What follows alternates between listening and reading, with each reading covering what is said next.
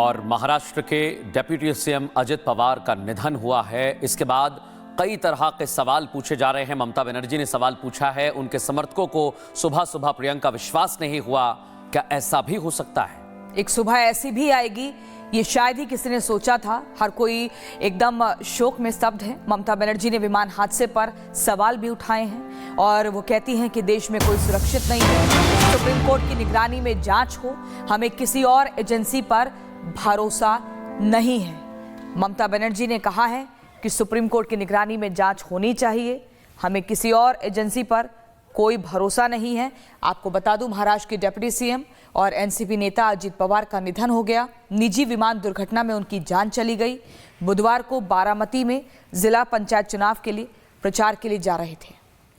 और सबसे बड़ी इस समय ममता बनर्जी सवाल उठा रही हैं।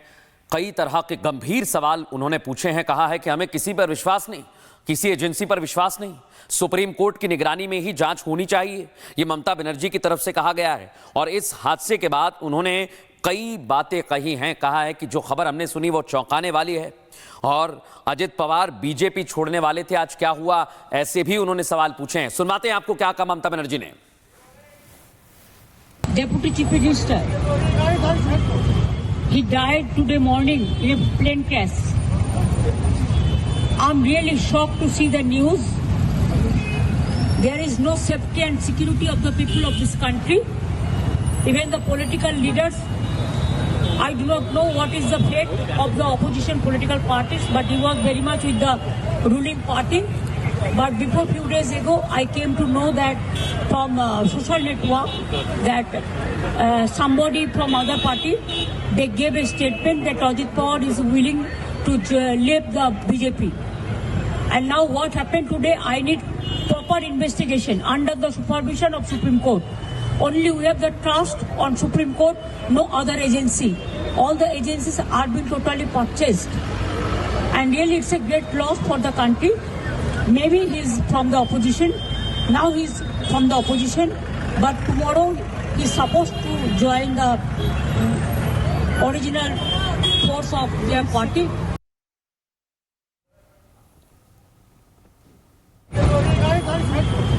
He died today morning in a plane crash.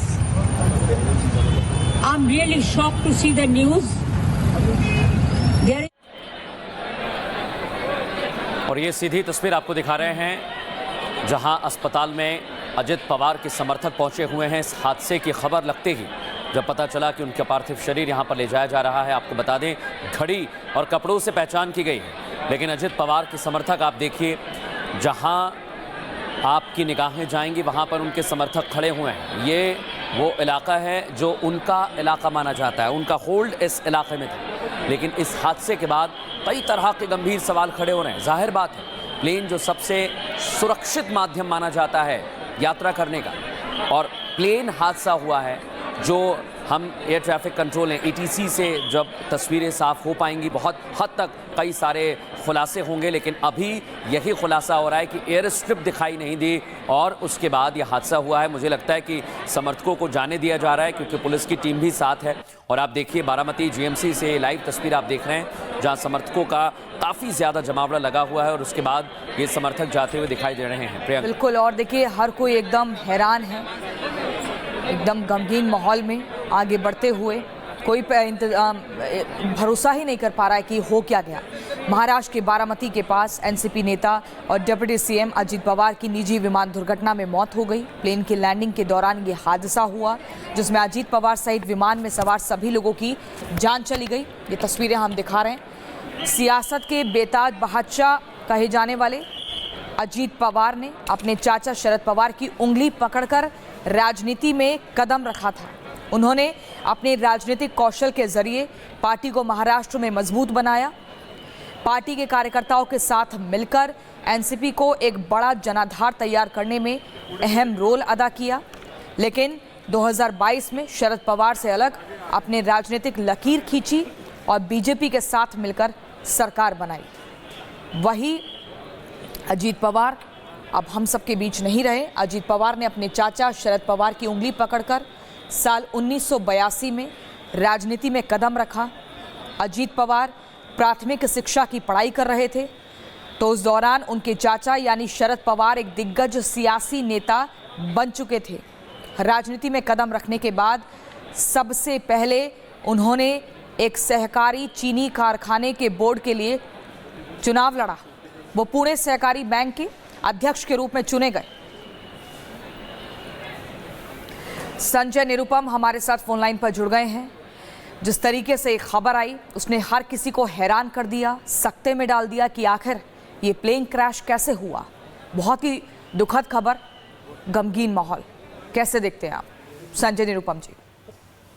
निश्चित तौर पर ये बहुत ही भयंकर हादसा है और महाराष्ट्र के लोग इसको एकदम से स्वीकार करने के लिए तैयार नहीं है।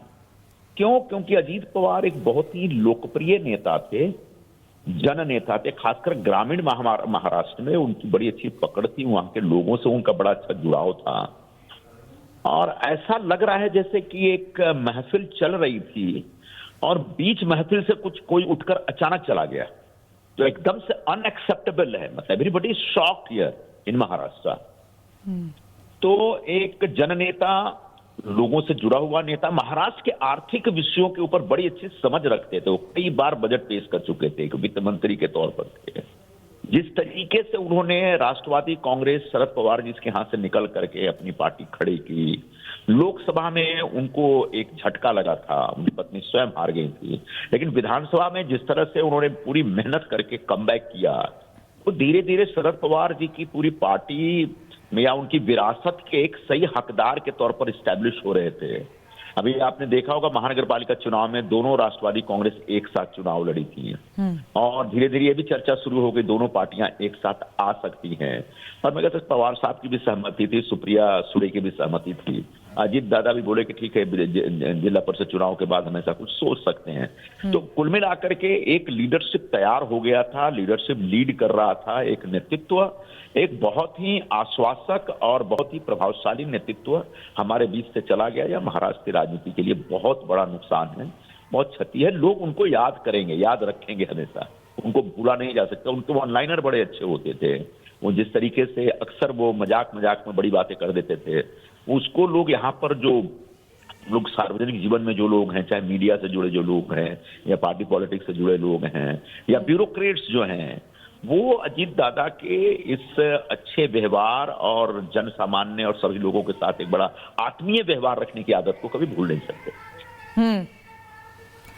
बिल्कुल बिल्कुल संजय निरुपम जी। और जैसा कि आपने बताया कि वन लाइनर्स उनके बहुत ज़्यादा याद किए जाते थे, जहां भी जाते थे एकदम हंसमुख माहौल बना देते थे। ऐसी कोई बात जो आपको हमेशा जब भी अजीत पवार का नाम का जिक्र होता है आपको हंसा देती है या आपको हमेशा जिंदगी याद रहेगी?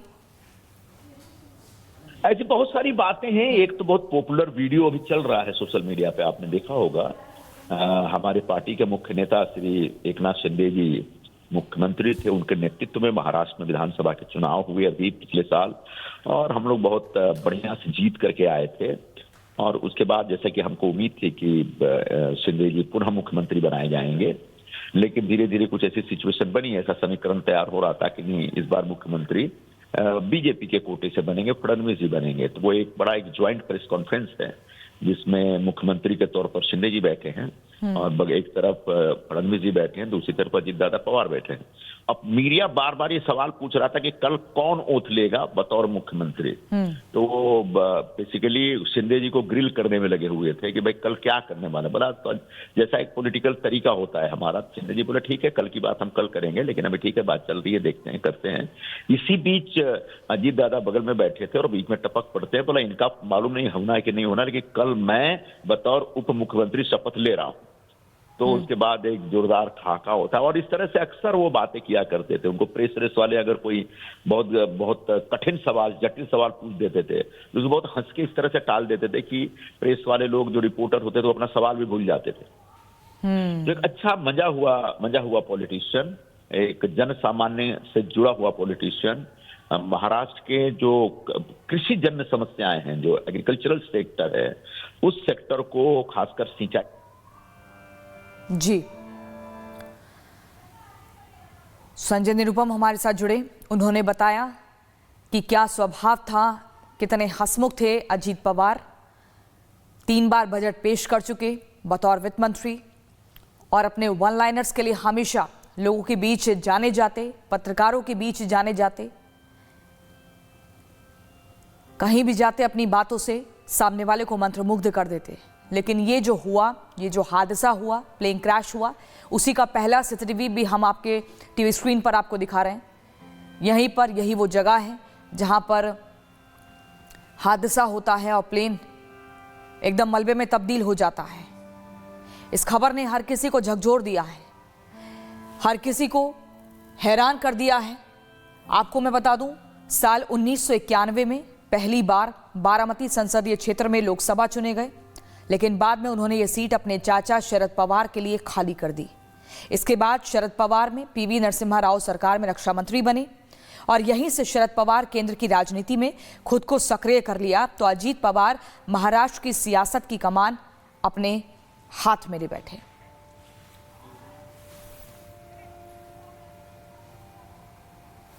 ये तस्वीरें हम आपको दिखा रहे हैं। ये 8:45 पर विमान हादसा जो हुआ उस वक्त का हम आपको ये पूरा फुटेज दिखा रहे हैं। यही वो जगह है जब बुधवार 8:45 पर विमान हादसा होता है और आप देखिए कैसे वो विमान